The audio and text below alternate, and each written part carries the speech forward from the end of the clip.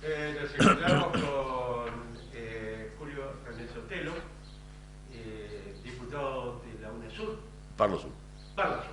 Muy bien. Contanos un poco el contexto latinoamericano. Bueno, Latinoamérica no puede sino estar muy metido en el contexto del mundo, ¿no? Como es lo que sucede actualmente, fundamentalmente teniendo en cuenta el auge de las comunicaciones y que hoy ningún país es independiente absoluto de otro.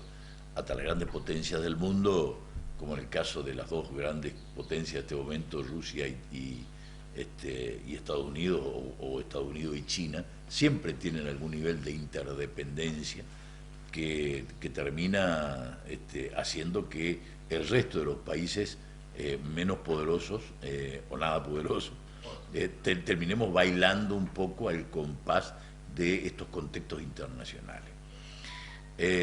Hoy en el mundo históricamente se dividió en dos partes en estos últimos tiempos, fundamentalmente después de la Segunda Guerra Mundial: el área de influencia de Estados Unidos, o sea, el país, los sectores capitalistas del mundo, y el área de influencia de Rusia, la Unión de Repúblicas Socialistas Soviéticas, el área comunista.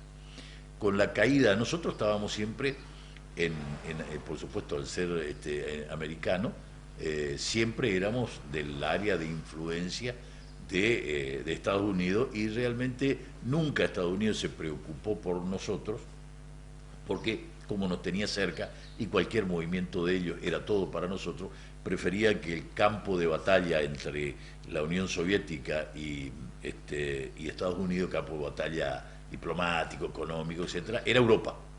En ese contexto, Europa creció, beneficiado los países del este por la Unión de Repúblicas Socialistas Soviéticas y los países occidentales por Estados Unidos. De forma tal de que dos lugares del mundo que no tenían ese problema eran África y América del Central y América del Sur.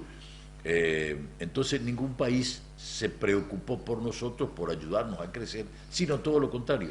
Nos ocupaban solamente para ser los receptáculos de la materia prima que ellos necesitaban para industrializarla y después vendernos a nosotros en forma industrializada.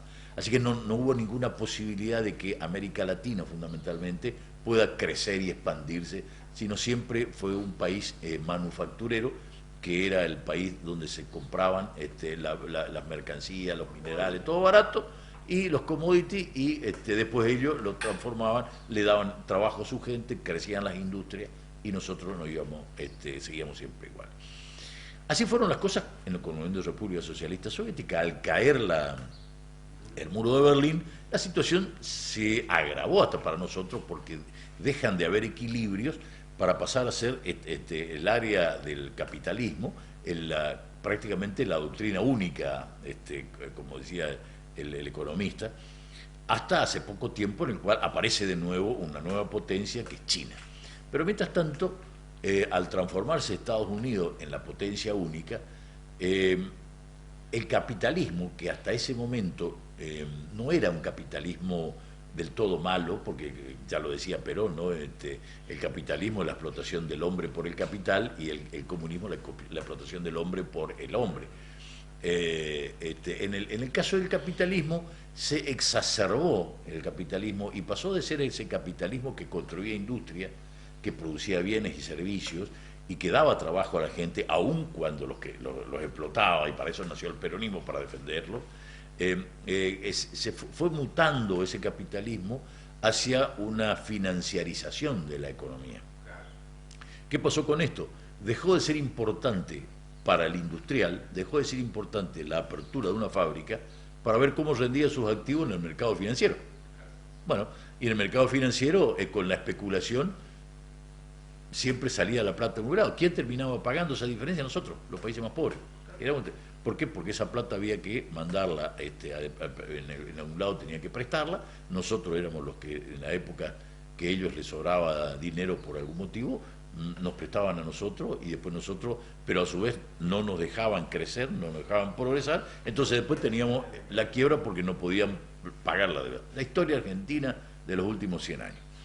Ya esta historia la empezamos con Rivadavia. Así que esta fue la situación en la cual aparece el crecimiento en los últimos tiempos, el crecimiento de China como una potencia excepcionalmente rápido de crecimiento cuando terminan con el capitalismo, con el comunismo de Mao, digamos, con el comunismo a full, y empieza a entenderse ya con los que lo siguen, y fundamentalmente en la última etapa con Xi Jinping, que dejan la parte de los bienes sociales, los bienes del Estado, y a partir de ahora empiezan a trabajar con el Estado capitalista, digamos. Entonces tienen una duplicidad de sistemas económicos funcionando a la perfección. Un sistema comunitario para determinados bienes y un sistema capitalista para otros bienes. Como ellos tienen, y no es ningún secreto saber, un sistema político que permite una conducción unificada, fundamentalmente del buró comunista, que dice, bueno, para este lado vamos, no hay tutía, vamos para este lado, se desarrolla excepcionalmente bien y sin ningún tipo de contrapisas internas y solamente sujeto a los grandes problemas que pueda haber en la economía mundial.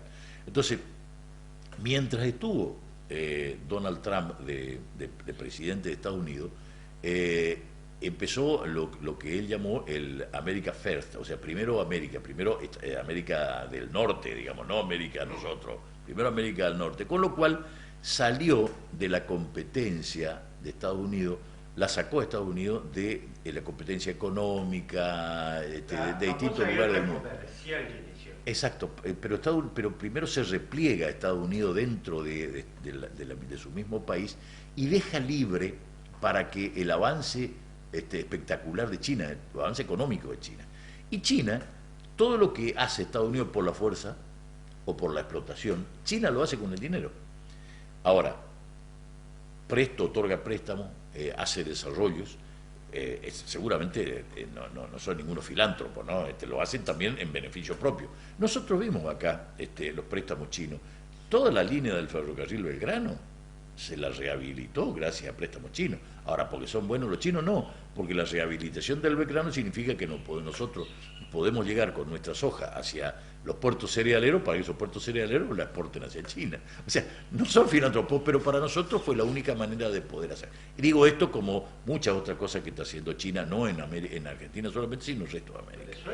De forma tal de que hoy en América Latina se nota una muy fuerte influencia china en lo económico, que no discuten la parte política, y empieza a haber de nuevo una ofensiva de Estados Unidos, diplomática, por suerte, de Estados Unidos, pero tan dura como otras épocas.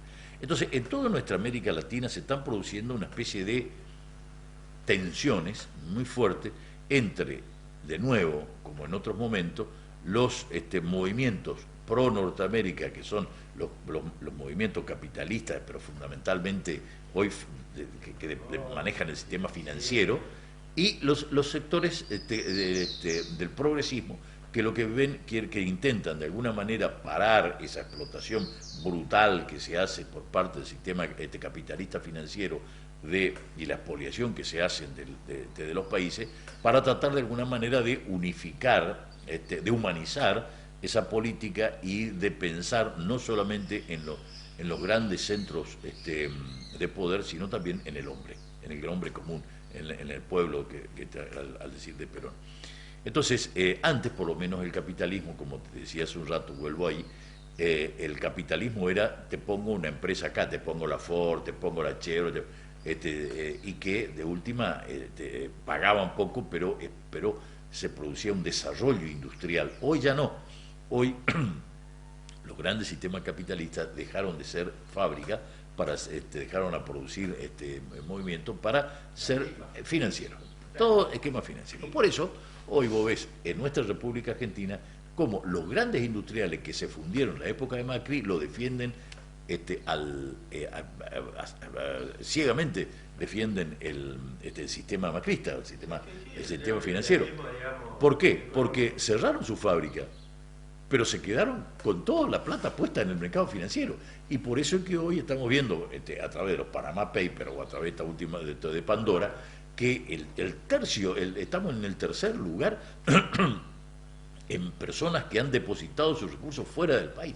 ¿Qué significa esto? Toda esa gente que está haciendo especulación financiera es toda esa gente que en un determinado momento tuvo campos, tuvo industria, bueno, todos la cerraron, la vendieron y ese dinero lo metieron al sistema especulativo. Entonces, se están produciendo en América esas tensiones en este momento muy fuertes entre ahora los gobiernos de extrema derecha, mejor dicho, las doctrinas de derecha o extrema derecha, que antes solamente llegaban de la mano de los golpes de Estado, hoy mutaron, y los grandes medios o los grandes capitales empezaron a darse cuenta que ya no les conviene más los golpes de Estado porque son cada vez más difícil darlos por la muerte que ocasionan. Así piensan ellos, no vaya a creer que piensan por la parte económica. Causan mucha muerte, esa cosa, entonces nos desprestigiamos. Entonces vamos a buscar a quién podemos poner en reemplazo de ello, para que venga un sistema capitalista financiero tan o más duro del que hacen los militares, nada más que sin muerte por fusiles y muertos sí mucho más por hambre. Y en toda América estamos viendo el crecimiento de todo esto. Una contraofensiva muy grande. Lo vemos en la Argentina, el mascarón de pro a Macri, pero que hoy ya son varios los que salen y están consolidando el esquema que antes no dependía a lo mejor de un solo hombre, ahora ya están consolidando un sistema. Lo vemos en Uruguay ganando las elecciones, lo vemos en Chile de Piñera, que si bien es cierto que tuvo durante muchísimos años contenida la población, hubo una rebelión muy importante de los sectores de izquierda que terminaron haciendo modificar la Constitución, están en ese proceso y donde van a convocar a elecciones, pero que la izquierda muy dividida y se juntó la derecha, no es de extrañar que aún cuando hay minoría la derecha termine ganando las elecciones como consecuencia de la división de los sectores populares, que antes solía ser al revés. Brasil, estamos viendo la derecha encarnada en Bolsonaro, que aún cuando una imagen muy negativa, pero el sistema siempre tiene muchos defensores. Y hoy, de acuerdo a las encuestas, puede ser que Lula esté yendo adelante, pero Bolsonaro mantiene un 30 y pico por ciento de la población que lo sigue, no como Bolsonaro, sino que lo sigue por sí, digamos, como acá hay un 30% básico, núcleo duro. Un núcleo duro de la derecha, que está en lo mismo. Exacto, y allá es lo mismo, nada más que antipetista. Bueno. Perú termina de salir de un estado de confrontación muy fuerte, con 5 presidentes depuestos, 1 muerto, 3 presos, y que llega al poder la izquierda de la mano de Castillo, pero con un sistema en Perú muy embromado de la Constitución, que muy fácilmente se puede destituir un presidente por simple mayoría, cuando se trata de una interpretación que no tiene calidad moral. Ahí vos podés poner desde el que te pegó una patada en el traste en un accidente de tránsito, o el tipo que robó o sea, podés poner cualquiera siempre y cuando tenga mayoría, como lo destituyeron a muchos presidentes. O sea que siempre con un centro derecha muy fuerte, encarnado por el fujimorismo y otros más. En Perú digamos, la izquierda también es muy fluctuante, muy débil todavía, y vamos a ver si se puede consolidar el gobierno de Castillo, que hasta este momento no está consolidado, pues ya lo tumbaron, y le tumbaron un montón de ministros. Colombia sigue manteniéndose la derecha sumamente fuerte y bajando línea acerca de lo que tiene que hacer los progresistas, olvidándose que la mitad que ellos solamente manejan la mitad del espacio territorial de Colombia, porque la otra mitad está manejada por los movimientos guerrilleros más largos del mundo en la historia, ¿no? O sea que ellos... 90% al servicio de la DEA, de la CIA. Sí. O sea, ¿por qué no pueden tumbarlo nunca los guerrilleros? Porque toda esa zona sobreviven, pero sobreviven con la venta de estupefacientes. El cultivo hacen allí del opio, de la coca, del todo. La cantidad ¿cómo se llama? Faloperos. ¿Y qué hacen con eso? ¿Qué hacen con eso? Eso lo venden a Estados Unidos. O sea, no es ningún secreto. Se financian y Estados Unidos dice: voy a mandar a través del gobierno oficial gente que combata la droga. Es decir, agarra un tipo y hace que vayan 3. Así que Colombia es lo mismo. Venezuela ya sabemos cómo está. Venezuela, si bien es cierto de que está un gobierno de centro izquierda hace mucho tiempo, tiene serios problemas. Primero, serios problemas económicos como consecuencia de una política económica no del todo buena, pero también fundamentalmente, al igual que Cuba, de un bloqueo que fue sangriento, y que hoy Venezuela vive prácticamente en la miseria como consecuencia que no puede, ni siquiera permitieron que le den vacunas en su momento a Venezuela. Fíjate la crueldad. Aún así, Maduro resiste. Yo creo que en las próximas elecciones Maduro va a tener que hacer algunas concesiones y va a tener que ir buscando alguna salida un poco más acordada. La oposición ya se dio cuenta que a Maduro no lo van a tumbar con golpe de Estado, ni Estados Unidos durante el gobierno de Biden aparentemente intentaría ninguna locura, que tampoco Trump se animó de invadirlo o alguna de esas cosas. No se animó Trump. ¿Por qué? Porque más allá de todo, Venezuela es un país con democracia, aún imperfecta, pero democracia, y que tiene unas fuerzas armadas muy fuertes y que tiene un pueblo que apoya en parte, otra parte no, al gobierno. Así que podría ser una aventura muy, no solamente la invasión, que sería lo de menos, sino consolidar después en Venezuela un gobierno civil que no tenga que estar dependiendo de las armas norteamericanas. Te saco del contexto latinoamericano, te traigo a la Argentina y te hago una pregunta, te voy a hacer una consulta como abogado, como parlamentario y como dirigente político. En el caso supuesto de que el gobierno argentino pierda las elecciones, el oficialismo pierda las elecciones y la oposición obtenga una mayoría en el Congreso de la Nación, ¿se podría dar una hipótesis de golpe blando para destituir al presidente? Hoy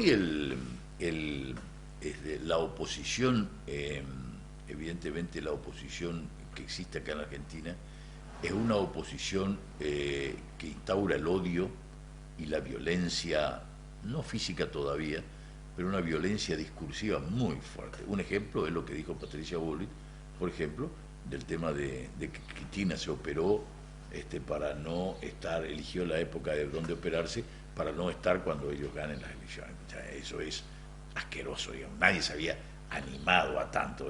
Te hace acordar aquello de Viva el Cáncer con Evita. Entonces, yo lo que creo es que, en primer lugar, aun cuando la oposición gane las elecciones, se van a modificar un poco, pero no demasiado, las mayorías parlamentarias. No va a tener tampoco la oposición, si es que gana, tengo algunas dudas todavía depende y aun cuando gane, depende de cómo gane.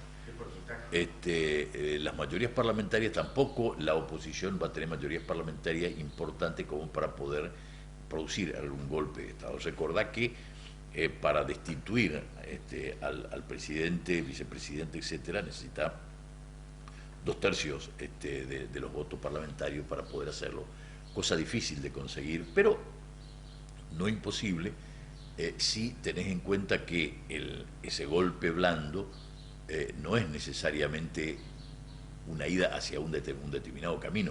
Primero va a estar rodeado de un fuerte lawfare, que es lo que ha caracterizado a todos los medios de comunicación impresionante, y a un poder judicial absolutamente conteste con eso, ¿no? Así que van a intentar, si no pueden derrocarlo al presidente, yo no creo que busquen derrocarlo al presidente, porque de última quedaría de presidente Cristina. Y a Cristina tendrían que encontrarla de qué manera también. No lo veo que por la vía constitucional, digamos, en 2 años puedan derrocarlo a un presidente. Sí, lo que van a hacer, ya lo están haciendo, es buscar por todo lo menos posible de tratar de desgastar, no a Alberto y a Cristina solamente, sino a toda la fuerza política del Frente de Todos, para que en las próximas elecciones poder ponerlo a un presidente que sea afín con su doctrina política.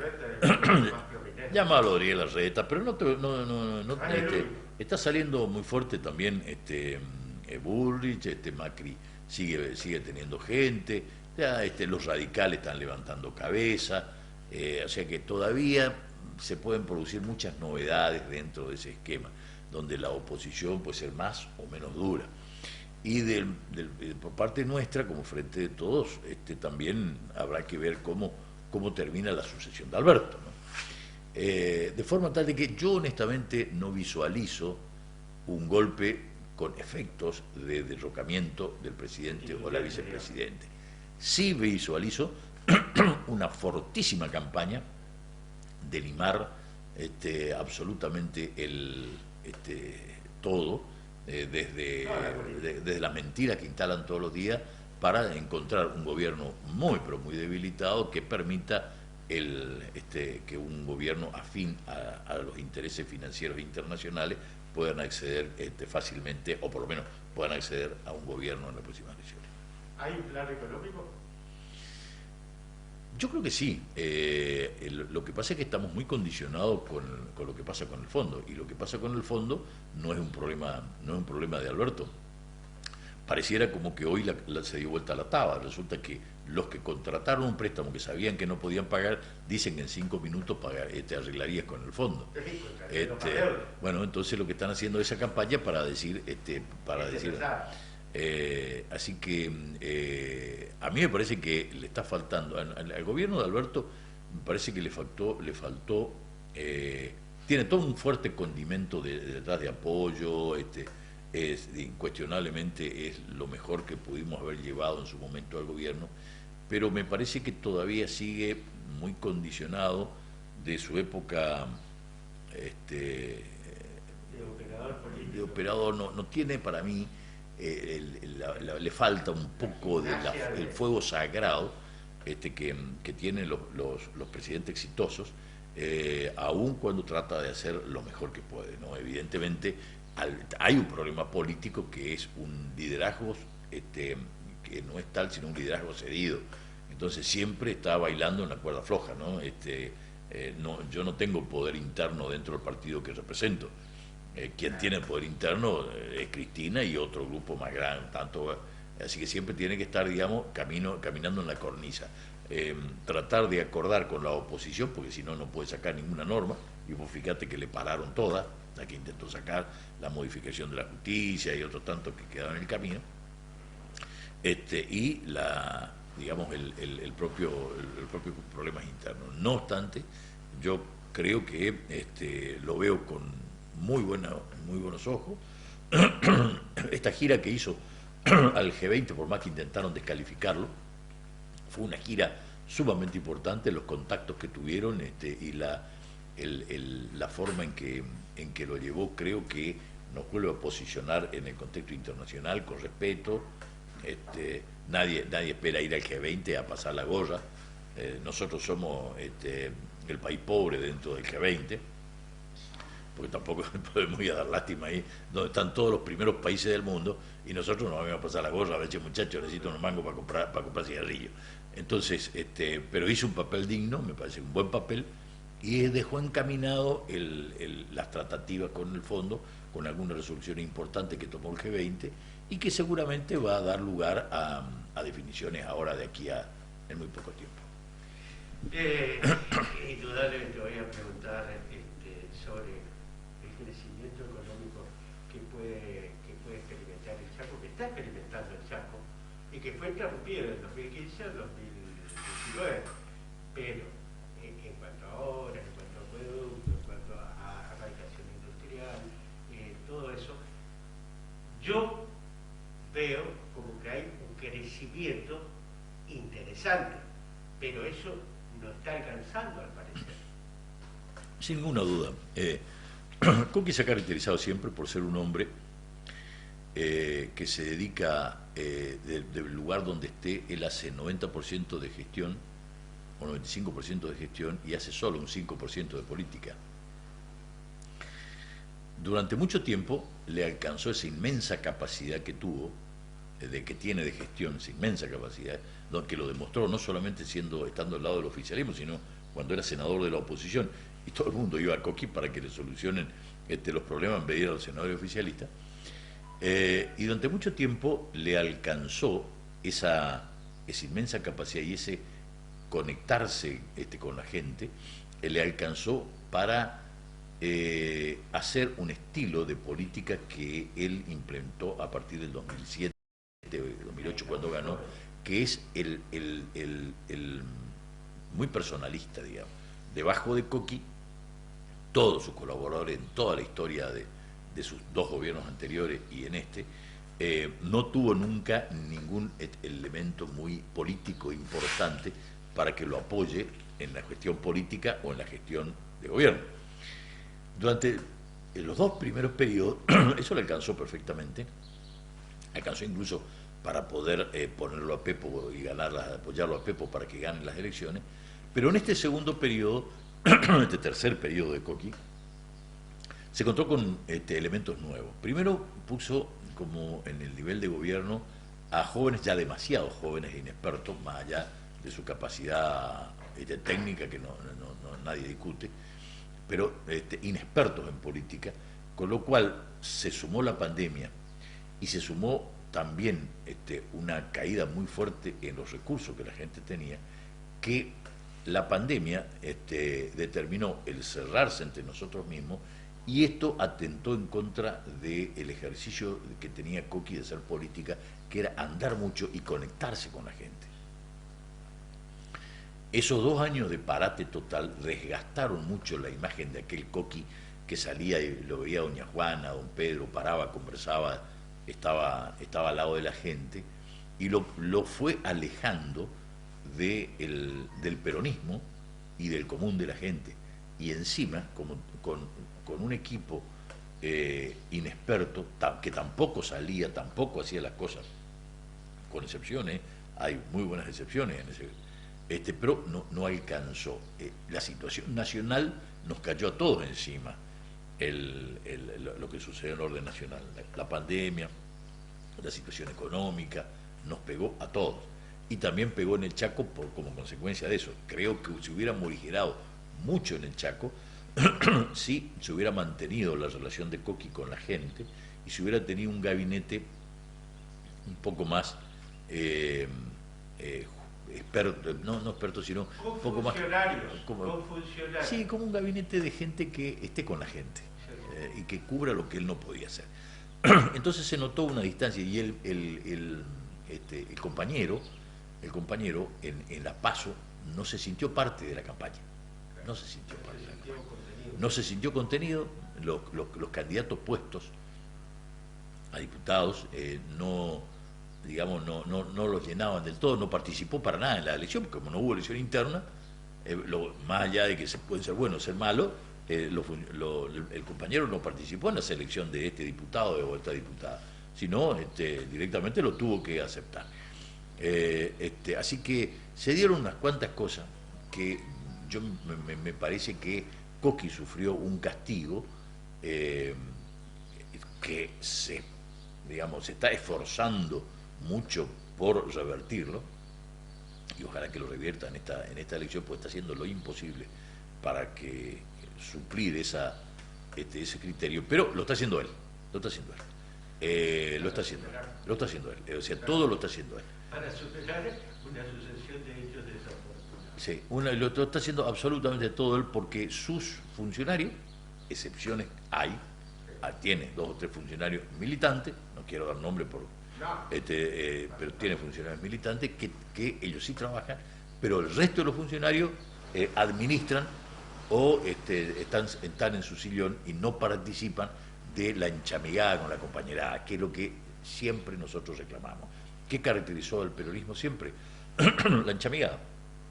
Nos sentamos, comemos un choripán, hablamos pavadas, hablamos de cosas interesantes, nos encontramos, cada uno tiene su forma de trabajar. Bueno, salimos el día de las elecciones, el tiempo antes salimos, fulano y tal en este lugar, fulano en este lugar, salgan acá, capacitamos los fiscales, salimos a repartir los papeles, nos juntamos, trabajamos de tal manera, se organiza, y los compañeros, cada uno es un engranaje al cual hay que darle participación, hay que trabajar junto con ellos, hay que estar junto con ellos para que se sientan que son parte importante. Pues si no, vos te vas y le caes con los votos, te vienen acá alguien, te cae con los votos, tomás, acá tenés Julio Morizano, los votos para que repartan el barrio, Decir, pero che, si recién te estoy viendo a vos, y las elecciones son mañana. Bueno, entonces creo que hay que volver a esa mística que llamamos los peronistas tradicionales, a esa mística histórica. Tenemos que volver a juntarnos con la gente, y Coqui es el que puede hacer eso, porque el único líder, creo que el único líder provincial que tiene las características como para poder hacerlo. La gente lo quiere y encima hace cosas. Bueno, si recuperamos a ese Coqui que se juntaba con la gente, vamos a volver a tener un Coqui para rato. Ahora, si lo separamos de la gente, y lo dejamos solo sentado en el sillón, o haciendo cosas pero nada más que cortando una cinta y sin hablar con la gente, me parece que se nos puede complicar la situación. Yo soy optimista. Yo creo que si hay un tipo inteligente que conozco inteligente es Coqui, de forma tal de que él mismo supongo que se habrá dado cuenta, y por eso es que está tratando de alguna manera de estas elecciones superar ese mal momento. Hicimos un recorrido latinoamericano, hablamos de política finalmente, como no podía ser de otra manera. Te dejo un minuto o dos para hacer una conclusión, la que vos quieras, de toda esta charla que tuvimos. Al momento en que sale esta nota, seguramente o ya hicimos las elecciones o estamos a punto de hacerlo, pero me parece que el contexto internacional nos debe marcar lo que sucede en la Argentina.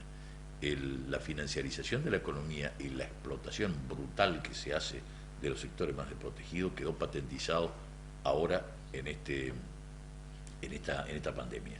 Los grandes países tenían para vacunar 3 veces a su población, cuando en América Latina y fundamentalmente en África no se podía conseguir vacuna. Hoy en África el 5% solamente de las personas están vacunadas. Eso demostró que el poder que tienen los grandes países capitalistas de poder tener ellos primero todo y no compartir con los demás. Estados Unidos acaparó millones y millones de vacunas y no mandó a ninguno de sus países ni el saludo. Es más, a nosotros se nos incautó las vacunas que producimos con AstraZeneca, que se produjeron acá en la Argentina, que debían envasarse en México, y como México no tenía un componente, mandó a Estados Unidos los incautó y no dejó salir esas vacunas nunca más. Nadie dijo nada, porque nadie se quiere quedar mal con Estados Unidos, pero nosotros nos quedamos mucho tiempo sin los 26 millones de vacunas que habíamos contratado con AstraZeneca, y que lo hubiéramos tenido muchísima parte de la población vacunada muchísimo tiempo antes, porque Estados Unidos no permitió que salga, porque no querían vender un componente que solo ellos lo querían utilizar. Una demostración de que el capital, cuando está al servicio del capital, para nada está al servicio del hombre. Las grandes empresas que producían las vacunas se negaron permanentemente, apoyados por Inglaterra y otros países más, se negaron a abrir la fórmula de sus vacunas y ponerla al servicio de la gente que se moría por no poder contar con sus vacunas. No quisieron, y millones de personas murieron en el mundo por no estar vacunados. La responsabilidad de quién es, fundamentalmente de los grandes, las grandes empresas que se ganaron miles de millones de pesos, como ganó AstraZeneca, como ganó Pfizer, como ganó Moderna, y los sectores más pobres son los que pagaron el pato. Esto es lo que está en juego también en esta elección. Vos habrás visto que hay sectores de la población que gritaban en favor de Pfizer, gritaban en favor de Estados Unidos, gritaban en favor de todo eso, en contra de todas las medidas que tomaba el gobierno, que se desvivía por conseguir vacunas de donde sea, de Rusia, de China, de donde vengan, con tal de vacunar a su gente. Los otros sectores, los sectores que están en favor del capital concentrado, de la financiarización de la economía, peleaban para que la gente no se ponga barbijo, decían que las vacunas mataban a la gente, que el gobierno tenía una cuarentena eterna, y que en definitiva salían de campaña, salían a hacer grandes manifestaciones, cuando lo que teníamos que era quedar encerrados en la casa. Esos son los dos modelos que en lo político por un lado, pero también en lo económico también, van juntos. Tenemos que elegir entre uno de esos dos modelos. Yo me quedo con el modelo del corazón y el modelo que piensa con la gente. Muy bien, muchas gracias como siempre por la participación que tenés con todos los productos que pone en el aire el reporte 24 y la red digital. yo te felicito a vos, porque la verdad es que hacer lo que vos estás haciendo solo, como lo estás haciendo, no solamente es un, digamos, un reconocimiento para vos, sino también para un estilo de hacer política, una forma de hacer política y una conciencia nacional y popular que es la que vos transmitís, que viene no solamente de vos, sino que de tu viejo querido comandante Faber, al cual conocí y respeté mucho. Así que un abrazo grande.